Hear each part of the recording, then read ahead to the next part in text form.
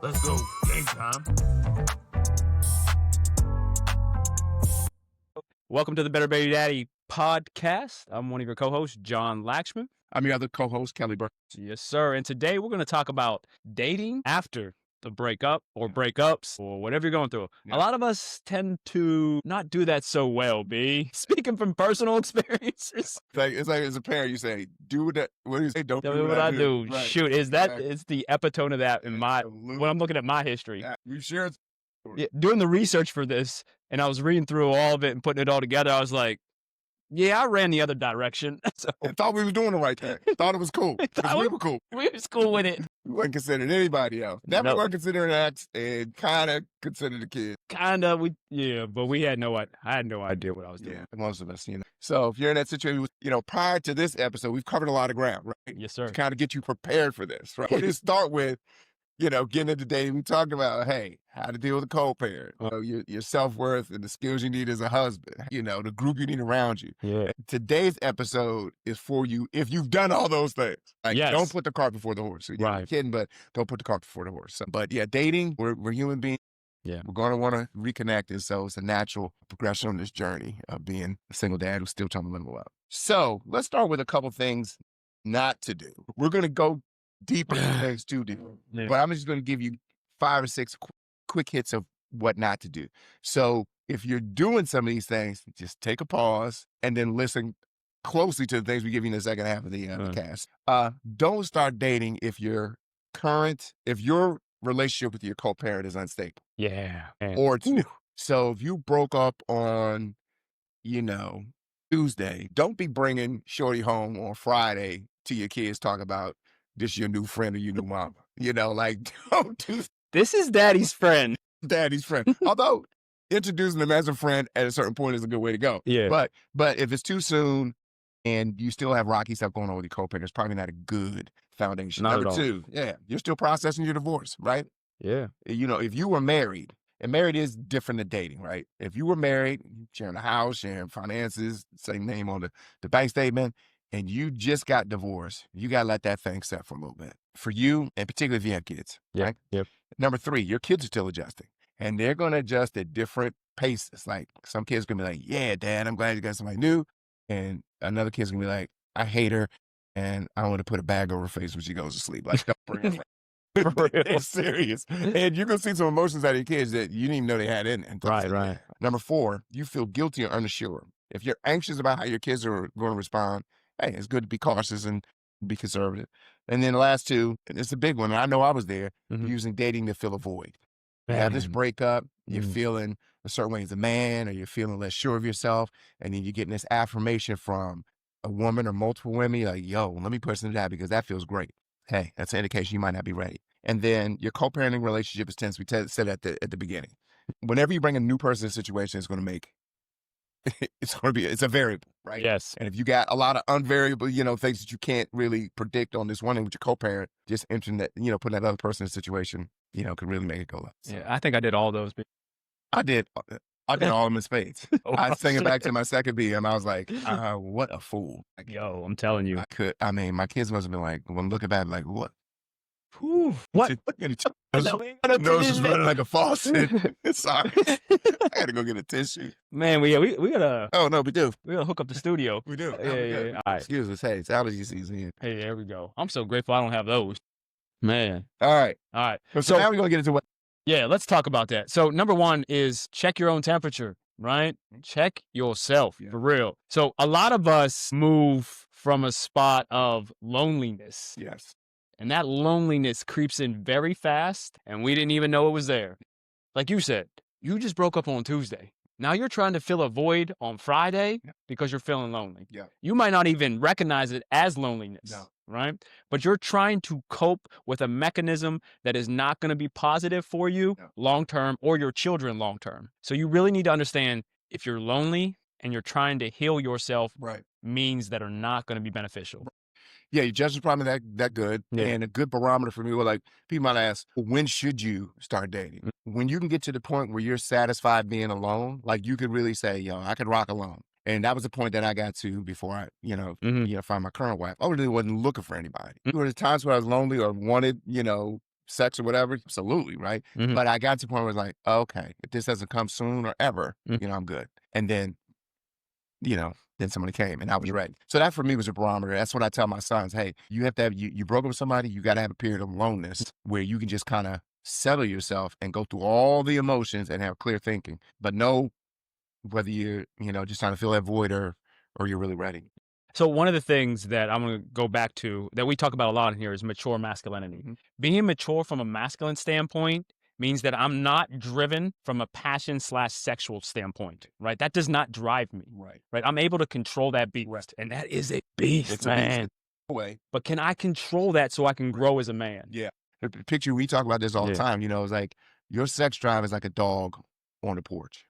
Bro. And you can have a strong chain and keep that dog on the porch, or you can just let that dog have 100-foot lead and it's just biting and growling and humping on anything, Yeah. right? And it doesn't go away. That's one of the things that we talk about is, just getting older and then being around older men is like, that joint doesn't go away. It's like a No. pile of light on your stove. So, and you have to be able to channel it. You Mhm. got to be able to say, yeah, I feel that way, but I'm going to respond this way. Yes. And many times we don't do that because we're not healed, right? We're not only not lonely, but we're not healed from the wounds of whatever caused the breakup. And that healing, I think, another good barometer is like when you're not bitter at the other person, or you're able to own all the stuff or all your stuff plus some Yeah. from the previous situation, you're either well on your way or you're healed. Yeah. But if you're not, you're gonna be looking ways to medicate yourself. Definitely. Yeah. Well said.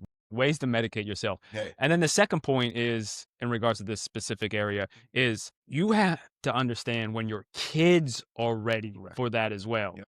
Because let's be honest, dating is going to take time away from them. Yes, it is. There's no two ways about that. Maybe you're going to not have the phone call that you normally have on a Friday. Yep. Maybe you're not going to have the extended time on a Tuesday evening. Yeah. Right? Maybe you're going to miss a soccer game. Yep. If you're going to get involved with another person, Mhm. right? And how involved are you going to be? Right. Because when that relationship becomes pretty serious, now we're pulling away a lot. Yes, we are. And are we willing to do that? Yeah. And then your kids are ready. Yeah.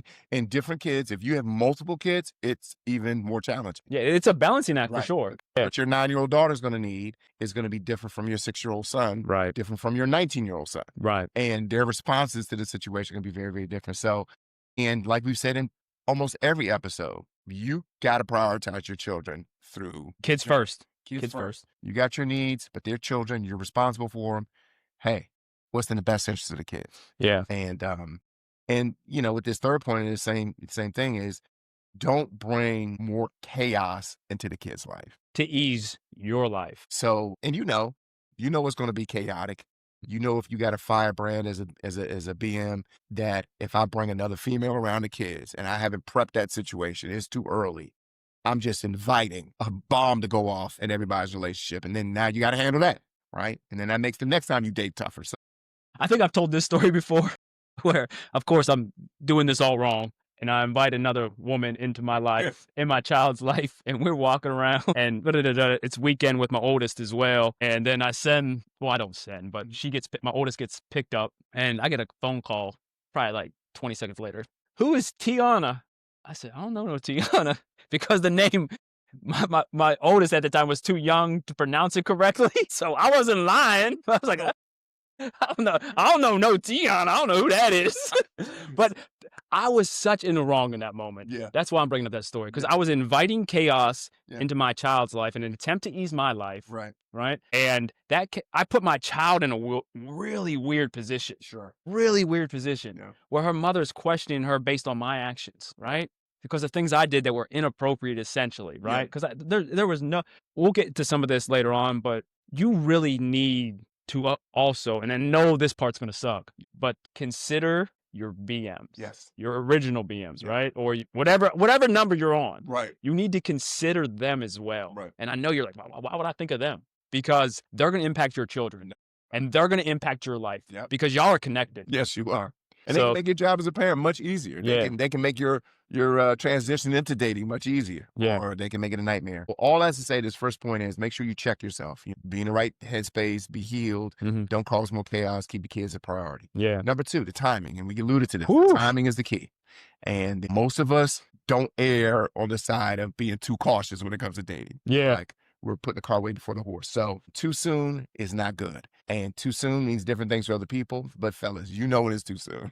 Yeah. Generally.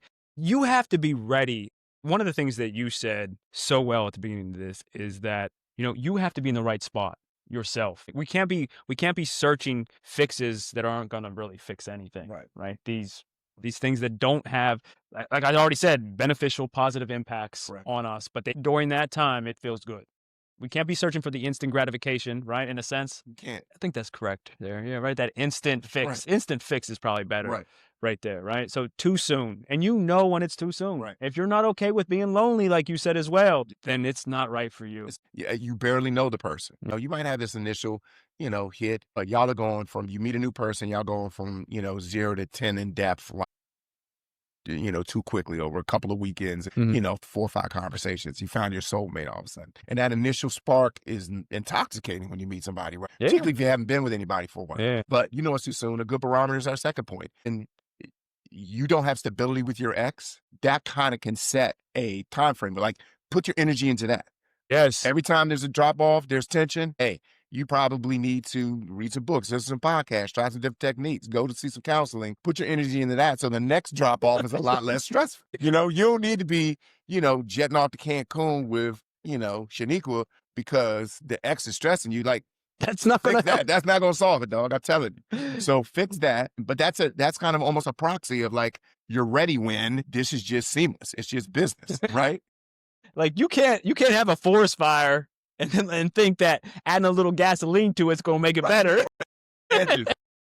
She's gonna put some little accelerant on the edges because I want to warm a bonfire on. Dude, you're gonna burn the whole forest thing.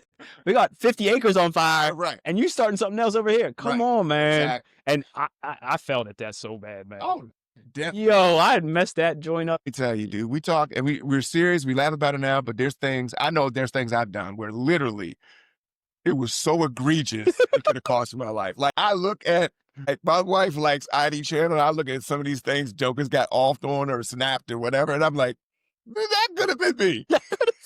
That could have been me. I thank God that whoever's in my ex's ears told him to put the firearm away or just stay at home. If this current situation with your ex is smooth, that's probably a good platform to bring a new situation into.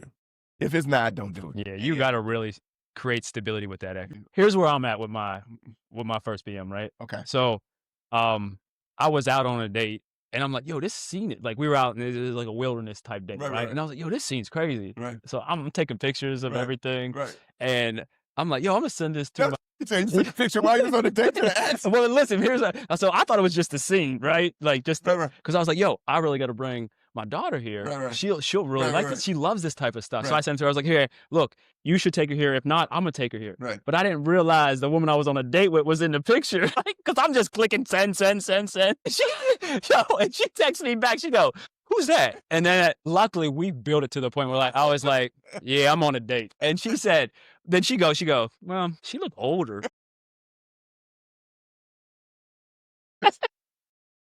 And then after the date's over, I was like, let me call her. So I'm driving home, I call her. She's like, and she goes, I thought I would be more upset when you started dating, but it's cool. But she said, she don't look like she's good for you. Hey, that's when you just pop. That's not giving you advice about your current joints. And she not really trying to get back with you, but she's just like a trusted friend who knows you almost better than anybody. Right. But she was staying on. I was like, you know what? I think you're right, because I didn't think there's going to be another one. Then I asked her, I was like, how do you think I should tell her? She said, just call her and let her know. So that's funny. You hadn't told me that story, dog. Who's that in the picture? I was like, oh, dang. But look, that's a perfect example of having stability with my ex, being ready, being stable myself. She didn't meet my kids at any time in that moment, right? My ex trusted me. I think she even said, yo, I trust you. I trust your judgment. That was one time, where I had grown as a man. Oh, that is a time where I had grown as a man, where I was doing these things correctly. Right. Yeah. But there was many times when I did not. Yeah, absolutely. Both of us, right? Yeah. And to get to that point with your ex, we had a kind of, funny interaction. And that didn't happen overnight, did it? No. Lots of fits and starts, two steps forward, 3 steps back, 4 steps forward. I mean, a lot of work. We were bringing in firefighters from Canada, Hey, everywhere. I mean, but fellas, the point is that you got to put in the work to lay the foundation where you can bring somebody in, and it doesn't happen overnight. And don't be scared of the work, and don't be surprised about the length of time it takes. Yes, years. It And can then take years. it really through my wife's, through my that was a 40 slip through my ex's eyes, and if she did exactly what I'm doing, would I be cool? And if there's a little twinge in you that says, nah, I couldn't rock with that, you might need to just step back, Agreed. delay things a little bit, change up. But just doing that exercise shows that, one, you really are trying to get the timing right, Yeah, and then you're mature enough to see it from somebody's point of view. agreed. So it all starts with prepping your.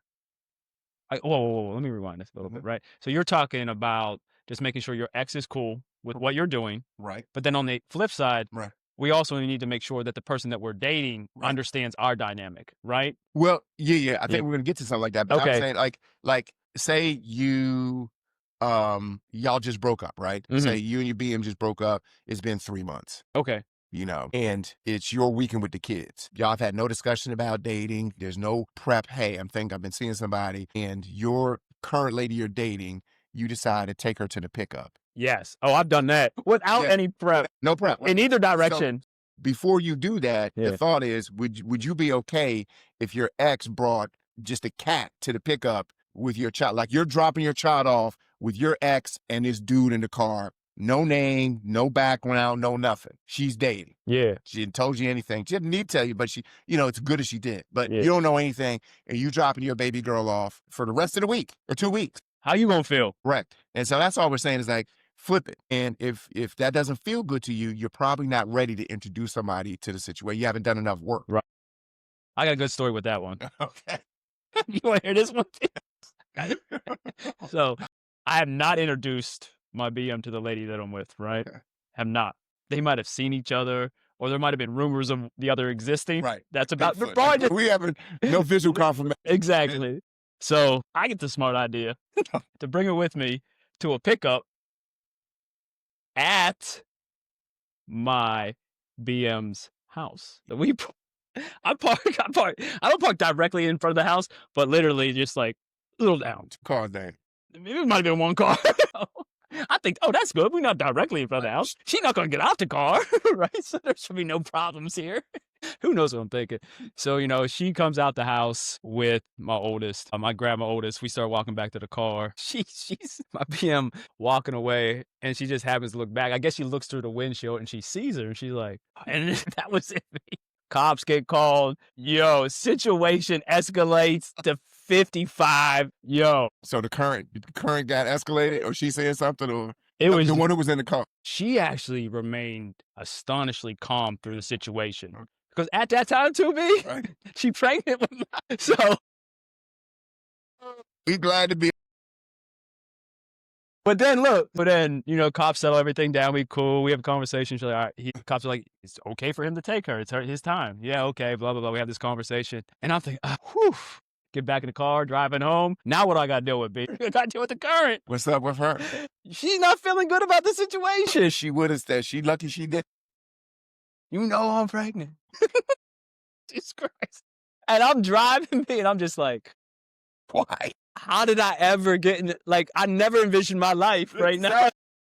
And your daughter's in the back, like, can we stop at McDonald's? And it's like an hour drive. Oh. So there's a lot of silence, Oh my. a lot of eating glass, a lot of back and forth. Man, I'm telling Wait, and so the point is, you. Don't do that, man. do that. Do not do that. Don't go too soon. Make sure it's stable with your ex, and then flip it to say, hey, if she did the same thing, right? If she brought a dude, she got out the car with a small belly, you dropping your child off, you ain't know, because you ain't really seen her for 3 months. You're like, what? Is that what? Dude. So that leads us to point number 3. Yes. Respectfully prep your new partner. Don't do what I did. Hey, Denise, just want to let you know kind of the lay of the land. Yeah. I got a couple kids. I got visitation every other week. Friday night from 6 to Sunday at 6, I'm on lock with the kids. I'm heavily engaged as a father. We hope all of y'all are moving to that if you're not in that. And this is the constructs of my life. Like you talked about previous, session about the non-negotiable, unalterable terms. Yeah.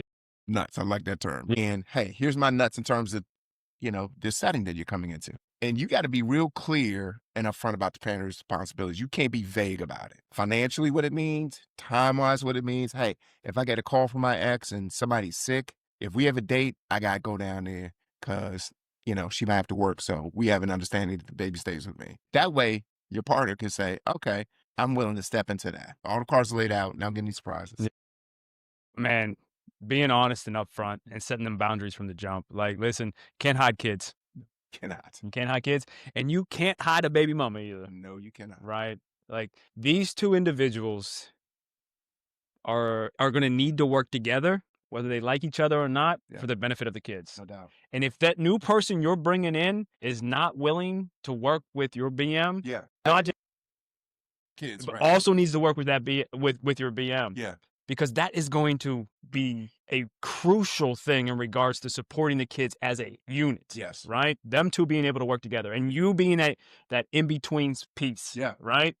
You being that rock, that negotiator in certain situations, you dealing with heat from both sides. You not telling this one that and that one this. Exactly. You not playing that game. Yeah. It is a balancing act like nothing other Yeah. you can imagine. If you haven't been there, if you've been there, you already know. Yeah. But it requires you to be honest, to move with integrity, Yep. to have a strong moral base. No doubt. And number one Yeah. is to put your kids first. No doubt. And if that new person's not willing to do that, I'm sorry, I don't care if they're a dime, Right. they're smart, Right. they meet all the other criteria perfectly, Yeah. then they're not for you. They're not for you. Because they're not for your kids. Correct. They have to be that. And you might be leaving some nice possibilities Yeah. on the table. Yeah. But you have to know what's the bottom line for you. And I wish I had a kind of maturity moving in, right, to my subsequent relationships. But looking back on it, it's like, hey, I did get better with these choices, right? But it is a delicate balance and a specific set of skills that I know most dudes aren't thinking intentionally about. No. Like when you're in a situation where you're locked in with a current relationship and it's serious, serious enough for you to introduce your kids to this young lady, and y'all are a little further down the road, and you come up to a situation where you have to defend your ex's intention. Say your ex does something, and you know why she did it, but it presents a certain way to the press. Absolutely. And you have to say, no. I think she meant that, right? Yeah. You got to be willing to catch some smoke with your current because you're fine. You got more, institutional knowledge of how your ex works. And you're like, no, it came off this way, but, this is where it's coming from. And you know what you're going to hear? You're going to hear, oh, you taking her side? And you got to be prepared for that. Yeah. It's like, no, I'm not taking her side. I'm just trying to clarify. Or, hey, no, in this situation, she's right. Yeah. And not going to cause friction between you and I, but I'm just giving you information because I know her. Yeah. And if you don't have the communication skills to get that across, and your new person doesn't have the communication skills to have that conversation, to listen intently, to be humble, then it's not going to work. And you're going to have to move forward in a different direction. Yeah, no doubt. And that's all the reason to take things slow. You have time to let those kind of conversations help, happen organically. And you're not trying to handle them where you're stacking and accelerating this depth between the two of you. You're taking it as it comes. And you let the situation kind of bubble up, and then it breathes, and then y'all are better. You and your current are better the next time. Everybody's growing in maturity. Yes. Because y'all really are a unit. You don't think you're a unit because you're not physically in the same place, but believe me, your current, your ex, and the kids are like this little unit moving. It's a football team. No doubt. One might be playing wide receiver, one might be playing left tackle, one might be the running back, one might be the QB, but you're all working together for the benefit of the team. The team and the kids, right? So I'll say this really quickly too. You set the standards and the expectations for the interactions and the conversations that will be had between that team. You do. Right? Yeah. Now, if I'm calling my BM a B and saying all this, then I can't be mad when my partner does the same thing. Right? I can't, because I set that standard. Right. This is the standard. I'm calling her a B. Right. I'm disrespecting her. I'm saying nasty things about her.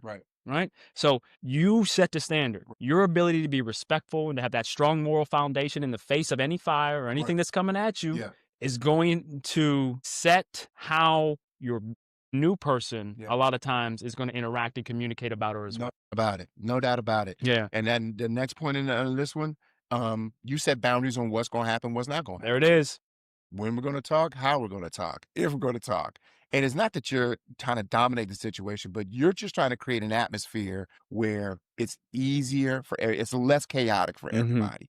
And so, and I had to learn that as a man. And it took me a couple of failed relationships to learn, with the ex, hey, there's a boundary. Right? Yes. No, I know in the past you were able to call me day of and I needed to do something. Now I'm married. I can't, I'm not gonna come out of pocket for $2,500 because something y'all did, lack of planning y'all did, because that causes tremendous heat in my current situation, right? Right. And I had to learn to say, no, I'm not at your beck and call anymore.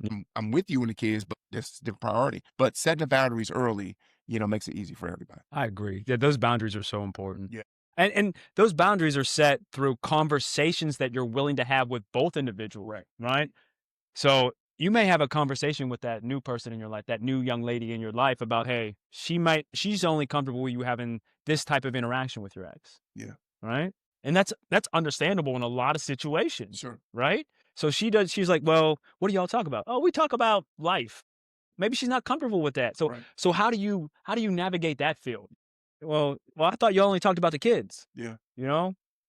So you have to navigate. You have to have these conversations that are difficult to have. Right. And like I like to call them, is learning conversation. Yes. So you attack this conversation from the standpoint, let me learn about what you're thinking here.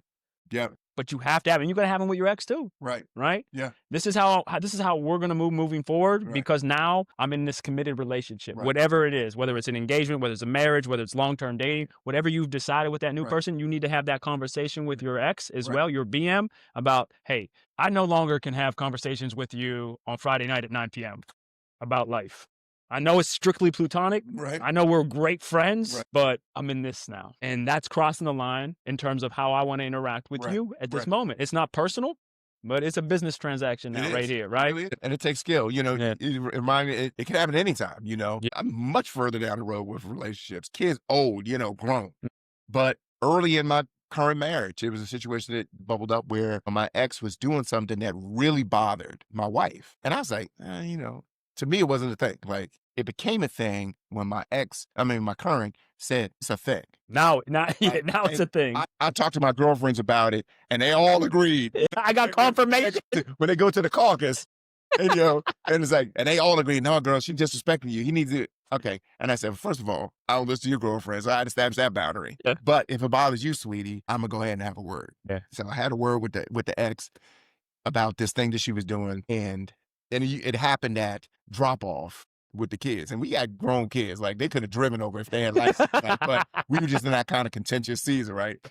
But every time she would drop off, there was this thing she would do. I want to give specifics because protect the innocent. I told her, hey, please don't do this. We got it, right? You don't got to do X, Y, Z. That looks disrespectful. And then the next time it happened again. So we're testing those boundaries now. Exactly. And that's another thing. Your boundaries are going to get tested. Like, particularly if you're not used to, I think we said in the previous episode, I wasn't a dude who was used to setting boundaries. Yeah. And so, she did the second time, and my wife was like, what is she doing? Did you have that conversation? Did you talk to her about that? Because I don't think you did. Yeah. So now it's like, okay, we're going back and revisiting it. But they got tested. So finally the message got through when she kept dropping food off, a bunch of food off. Like, we don't need all that, And so when I put the groceries back in the car, I said, we got it. Like I told you last week, it was a blow between me and her. I said, okay, that's fine. But you ain't bringing any groceries back in the house. Yeah.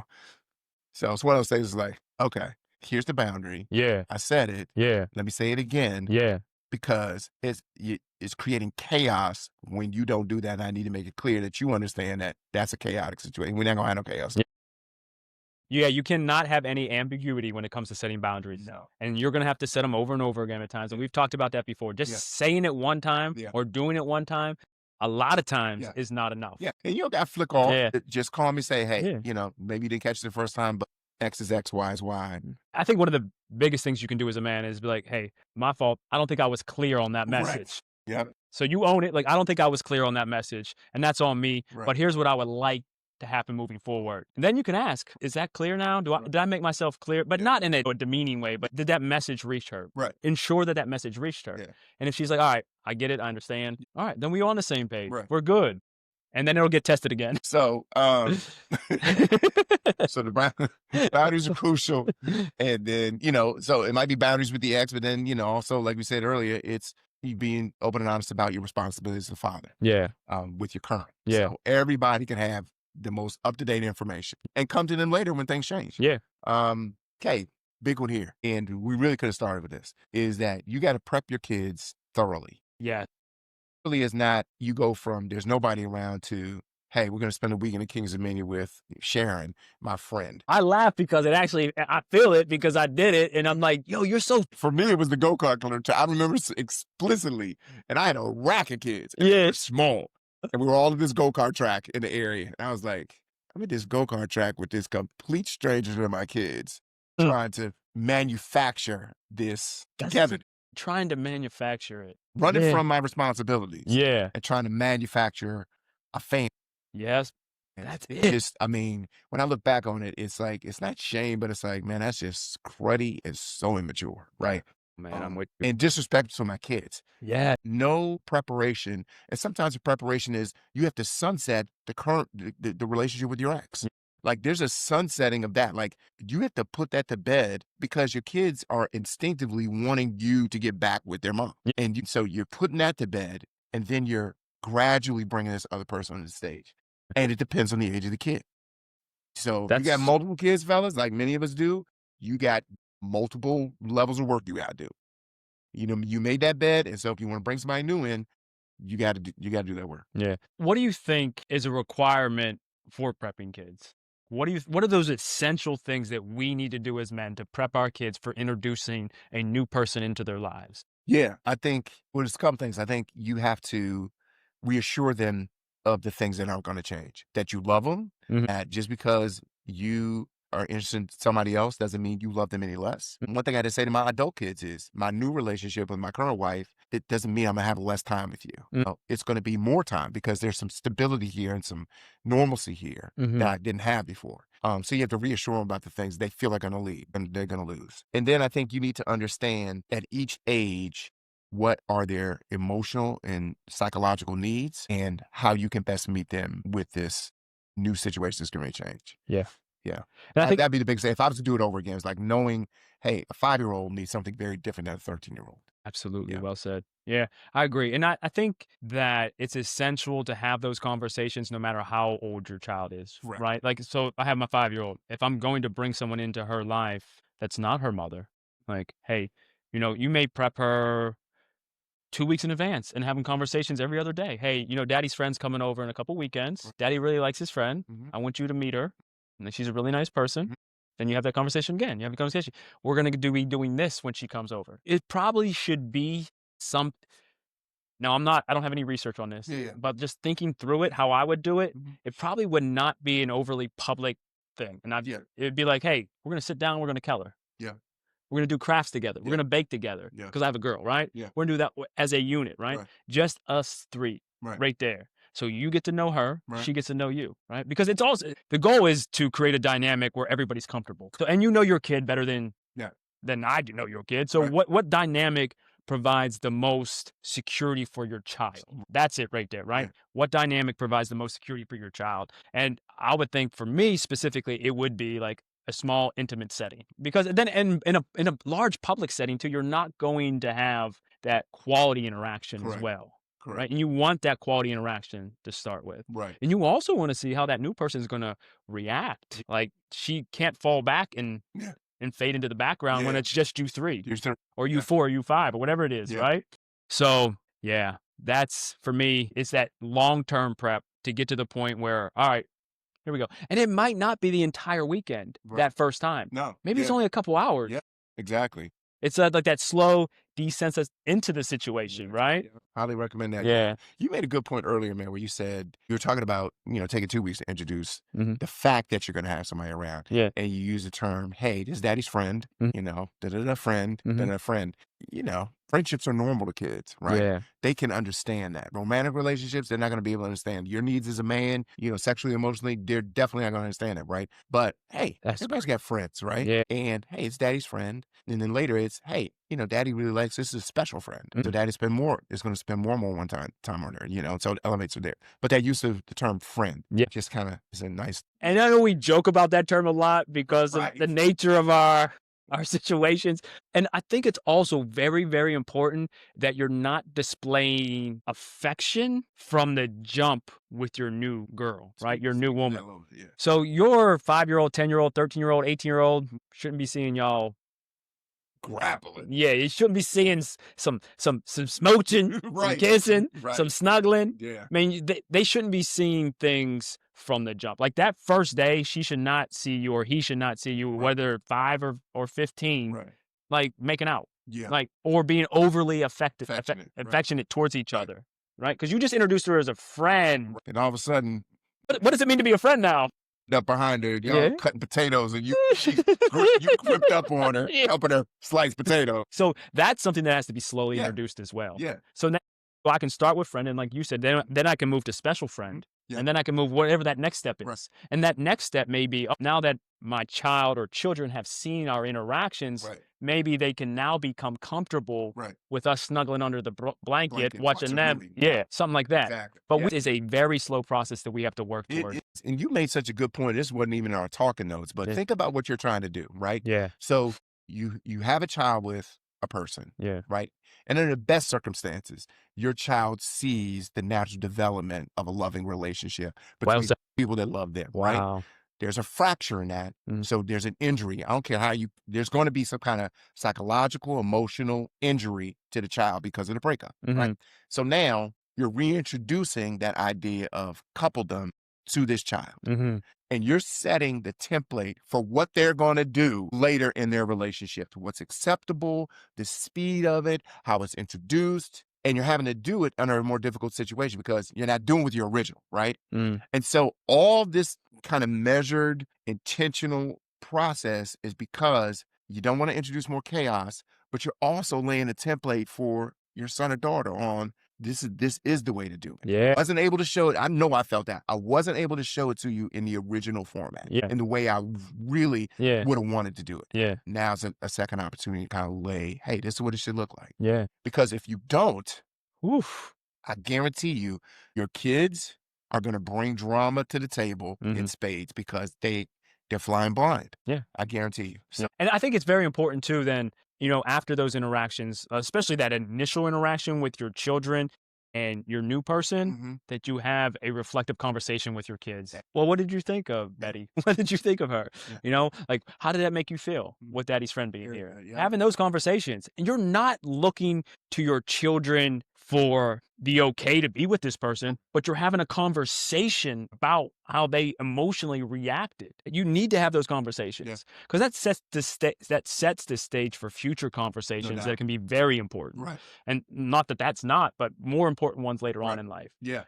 So that you have to have those follow-up conversations as well. Right. 100%. I do want to end today with what it looks like what that process looks like if I'm introducing a new person. So the first thing I would do, right, if I'm going to introduce is number one, I need to make sure that personally I am healed. So number one, do I got me? Yeah. Am I completely healed to where I can bring in this new person into my life where everything else is cool, right? So am I healed? Number two, is my relationship with my BM capable of handling this? Yes. Right? Yeah. Is that good? Yeah. Number three, and like probably the most important, are my kids ready for this? All right. If I got those three things, then I'm ready. Then you're ready. In my opinion, Yeah. I'm ready. I'm healed. Yeah. The relationship with my BM is healed. Yeah. My kids are at a good, stable place mentally and emotionally Mhm. where they can also Right. cope with bringing that on. Correct.